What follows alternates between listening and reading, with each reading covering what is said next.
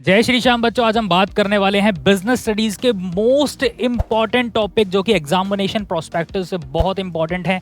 आइए शुरू करते हैं और एक एक टॉपिक को चैप्टर वाइज बताऊंगा और साथ साथ बीच बीच में बताता रहूंगा कि कौन कौन से क्वेश्चंस हैं जो कि बहुत इंपॉर्टेंट है। आपने देख लिया होगा कि इकोनॉमिक्स के अंदर जो मैंने रिकमेंड किया था बच्चों को कि बेटा ये टॉपिक्स कर लीजिए, ऑलमोस्ट पेपर उसी में से आया और ये वीडियो भी आपके लिए बहुत हेल्पफुल होने वाली है। तो बेटा एक और इंपॉर्टेंट इन्फॉर्मेशन कि हमारा कोर्स आज लाइव हो चुका है, फ्री सभी बच्चों के लिए अवेलेबल है। उसका लिंक हम डिस्क्रिप्शन में ड्रॉप कर रहे हैं, मेक श्योर जाकर विजिट करिए और कोर्सेज का मजा लीजिए और स्टडीज अच्छे से करनी है। आपके पास जो भी ये टाइम अवेलेबल है आप लोगों के लिए बहुत सोचते हैं और आगे भी सोचते रहेंगे और इससे रिलेटेड वीडियो बिजनेस स्टडी की और भी आती रहेंगी। चलिए शुरू करते हैं और वीडियो के एंड तक बने रहना, लाइक कर देना, शेयर कर देना फ्रेंड्स के साथ, सबकी हेल्प होनी चाहिए।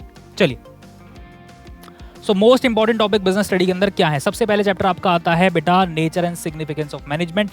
ऑलरेडी पहले भी जो वीडियो आई थी जिसके अंदर मैंने आपके साथ डिस्कस कर रखा है, मैंने इंपॉर्टेंट क्वेश्चंस भी डिस्कस किए हुए हैं, लिंक हम डिस्क्रिप्शन में दे देंगे, जाके उन वीडियोस को भी देखिए और उसके अंदर कुछ ऐड ऑन करके लेके आया हूं। मेक श्योर इसको अच्छे से कर लेना, ठीक।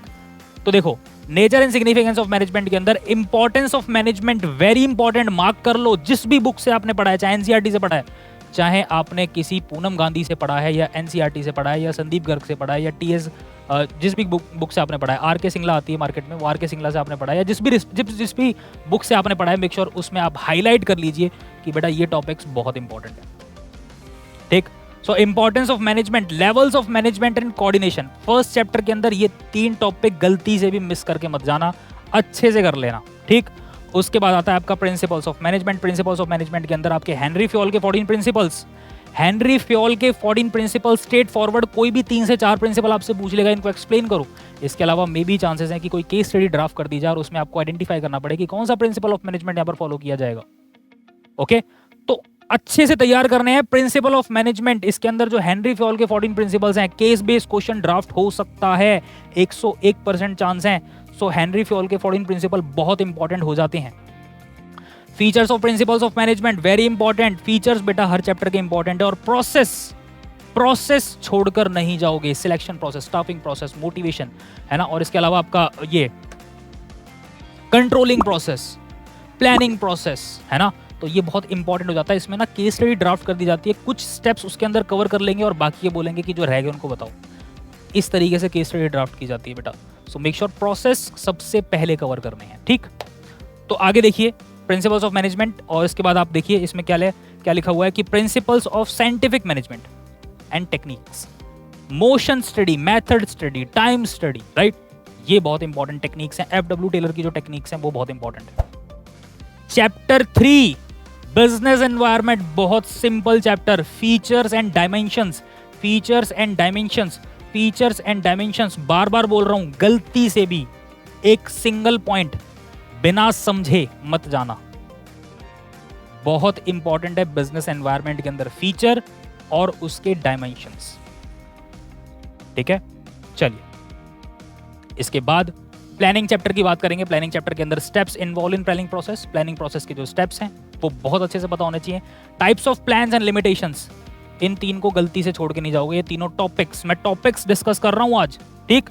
उसके बाद chapter number 5 organising arrangement of resources की बात करते हैं। इसके अंदर हम प्रोसेस ऑफ ऑर्गेनाइजिंग, क्या प्रोसेस है, ऑर्गेनाइजेशनल स्ट्रक्चर, फंक्शनल, डिविजनल पढ़ा हुआ है आपने। 1 शॉट वीडियोस भी अवेलेबल हैं, जिन बच्चों ने अच्छे से पढ़ लिया, अच्छे से समझ लिया है, उन वीडियोस को जाकर आप देख सकते हो। और staffing, directing and controlling, in 3 chapter की वेटेज 20 मार्क्स की वेटेज है। कंट्रोलिंग आपको पता है बहुत सिंपल चैप्टर हो जाता है। प्रिंसिपल्स ऑफ मैनेजमेंट थोड़ा सा बड़ा लगता है, मार्केटिंग थोड़ा सा बड़ा चैप्टर लगता है आपको। प्रिंसिपल्स ऑफ मैनेजमेंट अच्छे से करना है। मार्केटिंग के अंदर अभी बताने वाला हूँ क्या क्या इंपॉर्टेंट है, उसको नहीं छोड़ोगे, ठीक। Centralisation, decentralisation very important, mark कर लो। इनफॉर्मल ऑर्गेनाइजेशंस, ये जो टॉपिक मैं यहाँ बता रहा हूँ ना, इसका A to Z एक सिंगल पॉइंट छोड़ के नहीं जाओगे, ठीक। आगे देखो, अब बात करते हैं बेटा स्टाफिंग की। Sources of recruitment, internal external, case based question draft हो सकता है। कैसे किया गया ये हायरिंग प्रोसेस, कैसे हुआ, पूरी केस स्टडी वो ड्राफ्ट कर देंगे। किस तरीके से हायरिंग हुई है आइडेंटिफाई करिए। Internal source, external source very important. Selection process क्या है, स्टाफिंग प्रोसेस क्या है, और इस बार मोस्ट इम्पॉर्टेंट जो लग रहा है, जो सैम्पल पेपर्स में, इसके अलावा क्वेश्चन पेपर जो मैंने रिव्यू करे अब तक, जो मैंने चेकआउट किया, मैंने देखा कि बेटा HRM पूरा चांस है कि HRM पर क्वेश्चन आ सकता है, ह्यूमन रिसोर्स मैनेजमेंट, इसके रोल्स एंड रिस्पॉन्सिबिलिटीज। ठीक है, सो बेसिकली इसको बहुत अच्छे से करके जाएंगे आप HRM को। देन उसके बाद आता है हमारा चैप्टर 7 डायरेक्टिंग। डायरेक्टिंग के अंदर process of motivation is very important. Maslow need hierarchy theory of motivation नहीं छोड़नी। लीडरशिप स्टाइल, ऑटोक्रेटिक, डेमोक्रेटिक, लजीज फेयर पढ़ाया आपने? हाँ सर आपने पढ़ाया था। वन शॉट वीडियोस अवेलेबल है, जाकर जरूर देखेंगे। बैरियर्स टू इफेक्टिव कम्युनिकेशन गलती से भी छोड़ के नहीं जाओगे, मोस्ट इंपॉर्टेंट टॉपिक है, मार्क कर लो बेटा। कंट्रोलिंग चैप्टर बहुत इजी। मैं टारगेट सेट करता हूँ, स्टैंडर्ड सेट करता हूँ, अकॉर्डिंगली मैं एक्चुअल परफॉर्मेंस देता हूँ और एक्चुअल परफॉर्मेंस को मैं स्टैंडर्ड से कंपेयर करता हूँ, देन देखता हूँ कि मैं क्यों एक्चुअल परफॉर्मेंस मेरी उतनी नहीं हो पाई जितना मैंने टारगेट सेट किया था, जितना मैंने स्टैंडर्ड सेट किया था, चाहे वो प्रोडक्शन में है, चाहे वो सेल्स में है, चाहे वो मार्केटिंग के अंदर है, व्हाटएवर, जो भी मैं टारगेट सेट कर रहा हूँ, मेरा उसके अकॉर्डिंग काम क्यों नहीं हो पा रहा, मेरी एक्चुअल परफॉर्मेंस उतनी मीट आउट क्यों नहीं कर पा रहा, उन रीजंस को आइडेंटिफाई करना, देन उन पर काम करना। इस तरीके से ऑर्गेनाइजेशन ग्रो करती है। तो controlling chapter is very easy और बहुत सिंपल चैप्टर और बहुत आसान चैप्टर और बहुत अच्छा चैप्टर, स्कोरिंग चैप्टर।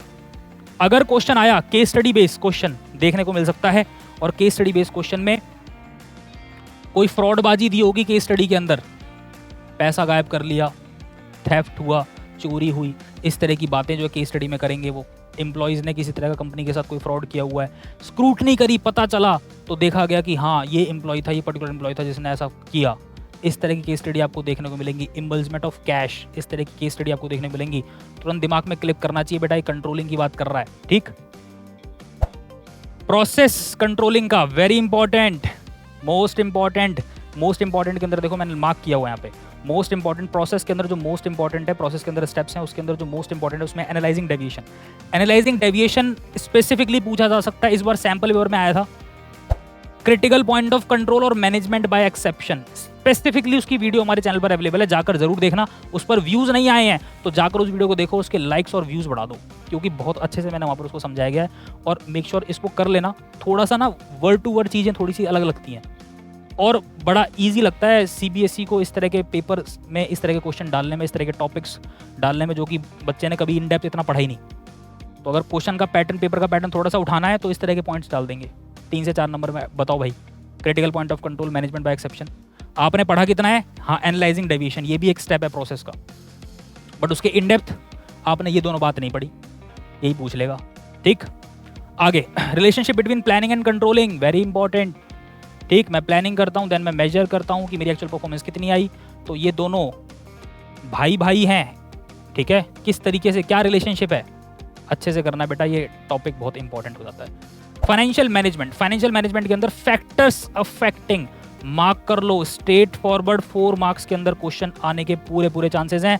पूछ सकता है कि लॉन्ग टर्म इन्वेस्टमेंट डिसीजंस को अफेक्ट करने वाले फैक्टर, फिक्स कैपिटल रिक्वायरमेंट को फैक्टर अफेक्ट करने वाले कौन कौन से फैक्टर्स हैं जो अफेक्ट करेंगे, वर्किंग कैपिटल रिक्वायरमेंट को अफेक्ट करने वाले कौन कौन से फैक्टर्स हैं, factors affecting financing decision, capital structure के ऊपर न्यूमेरिकल बेस्ड क्वेश्चन, कौन सा सोर्स बेस्ट है, ROI रिटर्न ऑन इन्वेस्टमेंट, किसमें ज्यादा पे करना पड़ेगा वो बेकार है, जिसमें कम पे करना पड़ रहा है वो अच्छा है, पैसा कहाँ से अरेंज करें, कौन सा सोर्स बेस्ट है, इस तरह की केस स्टडीज जिस पे अर्निंग पर शेयर हाई होगा, ये न्यूमेरिकल क्वेश्चन देखने को मिलेंगे। सैंपल पेपर प्रैक्टिस कर रहे हो तो इन क्वेश्चंस को सबसे ज्यादा हाई प्रायोरिटी पे रखना।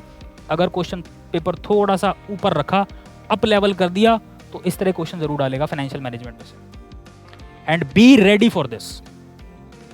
Okay, factors affecting financing decision, capital structure, numerical based question देखने को मिल सकता है।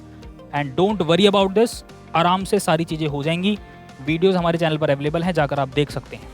ठीक, फैक्टर्स अफेक्टिंग डिविडेंड डिसीजन और न्यूमेरिकल मैंने लिख दिया यहाँ पर, देखो कैपिटल स्ट्रक्चर में numerical based question, very important. Chapter number 10, finally chapter number 10 पर हम पहुंच गए हैं और इसके अंदर क्या क्या इंपॉर्टेंट है ध्यान से देखें। चैप्टर 10 के अंदर फाइनेंशियल मार्केटिंग चैप्टर क्या है और किसमें क्या इंपॉर्टेंट है सर। देखो, सबसे important capital market, money market, methods of flotation in primary market, money market instruments, very very very important, mark कर लो। सेबी के ऑब्जेक्टिव्स, सेबी के फंक्शंस, डीमैट का जो प्रोसीजर है, रजिस्ट्रेशन प्रोसीजर, वो थोड़ा सा देख कर जरूर जाना, इतना ज्यादा रेलिवेंट नहीं है बट देख कर जरूर जाना, सेबी और डीमैट। ठीक, सेबी तो इंपॉर्टेंट है, सेबी के तो चांसेस हैं कि आएगा, आ सकता है। अगर क्वेश्चन पेपर में थोड़ा सा अगर सोचा उन्होंने कि बच्चों का थोड़ा सा दिमाग ख़राब किया जाए तो बेटा सेबी को ज़रूर वो कवर करते हैं, ठीक। वैसे इतना कुछ है नहीं दिमाग ख़राब करने वाला, सेबी बहुत ईजी है और बच्चा इस टॉपिक को छोड़ता नहीं है जनरली, तो सेबी को आप भी नहीं छोड़ के जाओगे। डीमैट के चांसेस हैं, डीमैट में बहुत सिंपल प्रोसीजर है, आपको बिल्कुल प्रैक्टिकल लाइफ से सोचना है कि आप जब डीमैट अकाउंट खुलवाओगे तो क्या क्या चाहिए और वो आपको इंप्लीमेंट करना, वही आपको एग्जाम में लिख के आना, that's it. Objectives of security exchange board of India, उसके बाद आ जाइए मार्केटिंग। मार्केटिंग सबसे बड़ा चैप्टर लगता है आपको ये। Marketing philosophies, production concept, product concept, marketing concept, जो फिलॉसफीज हैं, सेलिंग कॉन्सेप्ट, ठीक, उनको अच्छे से करना है बेटा। इसके बाद 4 P's of marketing, very important. Channels of distribution नहीं छोड़ेंगे, advertisement and personal selling, advertisement and personal selling इस बार चांसेस हैं थोड़ा सा इंपॉर्टेंस मुझे लग रही है इसकी, कि एडवर्टीजमेंट और पर्सनल सेलिंग को गलती से भी स्किप करके मत जाना, पढ़ के जाना, अच्छे से समझ के जाना। 4 P's के अंदर जितने टॉपिक हैं, ब्रांडिंग, लेबलिंग, पैकेजिंग, वो जो भी आपने पढ़ा है वो सब बेटा अच्छे से कवर करके जाएंगे। लास्ट चैप्टर आता है हमारा कंज्यूमर प्रोटेक्शन। कंज्यूमर की definition as per consumer protection act 2019, पता होना चाहिए कि 2019 का कंज्यूमर प्रोटेक्शन एक्ट चल रहा है। इसकी 1 शॉट वीडियो हमारे चैनल पर अवेलेबल है, जाकर जरूर देखेंगे, उसका लिंक हम डिस्क्रिप्शन में प्रोवाइड कर देंगे। मैंने एनसीईआरटी की प्रॉपर लैंग्वेज, एक एक वर्ड ठीक से पढ़कर आपको एक एक चीज़ को ढंग से एलैबोरेट किया हुआ है, उस वीडियो को जाकर जरूर देखना और उस वीडियो को अपना ज़्यादा से ज़्यादा प्यार दें, शेयर करें, लाइक करें और उसको फ्रेंड्स के साथ जरूर शेयर करें, ठीक है। आगे देखिए, सो कंज्यूमर की डेफिनेशन और कंज्यूमर के राइट्स, एक भी राइट आप मिस नहीं करने वाले। रिलीफ्स एंड रेमेडीज क्या अवेलेबल हैं, रिड्रेसल मशीनरी, अगर मुझे कोई प्रॉब्लम होती है एज अ कंज्यूमर तो मैं किसको अप्रोच करूं, कहां जाऊं, डिस्ट्रिक्ट फॉरम, स्टेट फॉरम, उसके बाद लास्ट में सुप्रीम कोर्ट तक जा सकता हूं, उसका क्या प्रोसीजर है, राइट। वो प्रोसीजर मैंने उस वीडियो के अंदर डिस्कस किया हुआ है, जाकर उस वीडियो को जरूर देखें, ठीक, उसका लिंक हम डिस्क्रिप्शन में प्रोवाइड कर देंगे। तो लिखा हुआ है मैंने, जो 1 शॉट्स अवेलेबल हैं, जो भी हमारे चैनल पर बिजनेस स्टडी से रिलेटेड अब तक अवेलेबल है, उसके 1 शॉट्स हम आपके यहाँ पर उसके लिंक प्रोवाइड कर देंगे डिस्क्रिप्शन में। Don't worry about this and all the best for your business studies exam, जो कि आने वाला है 25 मार्च को। इससे रिलेटेड वीडियोस और आती रहेंगी। For this stay tuned with us, हमारे साथ जुड़े रहिए and do like the video, subscribe the channel, share with your maximum friends. Thank you so much to all of you students. जय श्री श्याम।